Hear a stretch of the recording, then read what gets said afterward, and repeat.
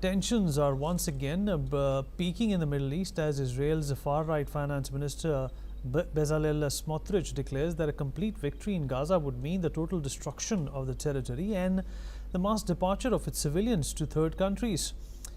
Speaking at a conference on Jewish settlement, the minister said the following.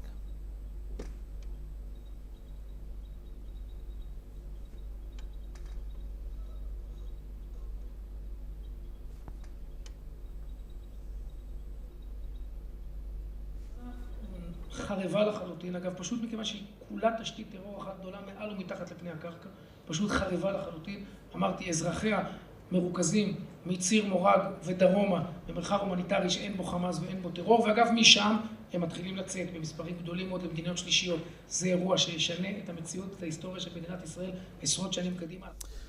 Meanwhile, ceasefire efforts appear to be collapsing despite mediator Qatar's ongoing diplomatic push. Hamas has announced it sees no sense in further negotiations, accusing Israel of waging what it calls a hunger and extermination war. Yet Qatar says they have not lost hope. This is what the Qatari foreign minister spokesperson had to say. تركيزنا ينصب الآن أساسا على ضرورة إيقاف حالة تسليح المساعدات التي ينتهجها أو تنتهجها إسرائيل خلال هذه الفترة ومنذ اليوم الأول لهذه الحرب. لا يمكن القبول بأن تبقى المساعدات سلاحا يتم استخدامه في هذه الحرب أو ورقة تفاوضية يتم التفاوض حولها. دخول المساعدات في أي حرب كانت في أي مكان في العالم لا يجب أن يكون مقرونا بابتزاز سياسي من هذا الطرف أو.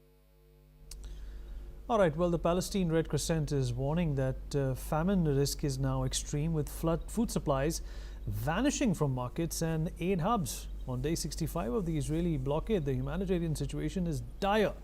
Gaza's hospitals are said to be less than 48 hours from collapse, and Prime Minister Benjamin Netanyahu has hinted at an imminent new ground operation, with reports suggesting the possible displacement of over 2 million people. The international backlash is intensifying. France has condemned the plan as unacceptable, and China has voiced opposition to any forced displacement of Gaza's population. All right, Berzin Wagmar, Center for Iranian Studies, is joining us at this point in time from London. Berzin, appreciate you taking out the time and speaking with us. Well, what do you make of this new aggression which is being precipitated by Israel? It seems that Gaza at this point in time seems to be on the verge of complete annihilation. Well, for that you have to blame Hamas and its bestial attitude at best, which has led Israel in the first place to this position, and that the ceasefire did not even last 6 weeks and was suspended after 18th March. 211 days on, Hamas is still holding 35 cadavers.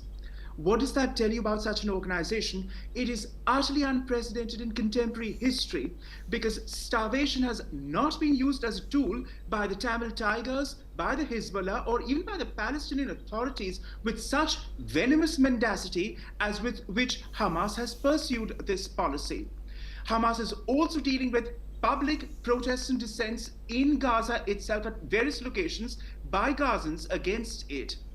And you have to then ask as to what made Israel pursue this line of action, which the cabinet cleared recently, in fact, just yesterday. Well, the point was it was supposed to have been proposed sometime around the 1st of April, but then it never gained traction until now. And Lieutenant General Zamir, Chief of Staff of the IDF, has stated on record that would that we were to pursue a permanent, no fixed date occupation of the Strip, it could endanger the lives of the remaining hostages, who are allegedly alive, the 24 odd, and that includes about 5 American nationals as well. That has to be factored in, and of course there has been vociferous protests about it by the hostage families and survivors movement. Plus, there has been no question of burnout by IDF troops and the reservists who are now being called up for it. But then the logic of the IDF has been this, from what one can infer, that so far its efforts have been Sisyphean in that it occupies a particular district or a borough, clears out Hamas, only for them to re-emerge audaciously in uniforms and with weapons, trading charges against Israel with these public projection displays and the release of hostages. So nothing has been really achieved in that sense, which is why the IDF in the final analysis has now gone in and is stating that they will have to occupy it, which was never their first choice in the first place, mind you. All right, Brazil, stay with us. In fact, more to talk about. The Israeli military has struck Yemen's main airport.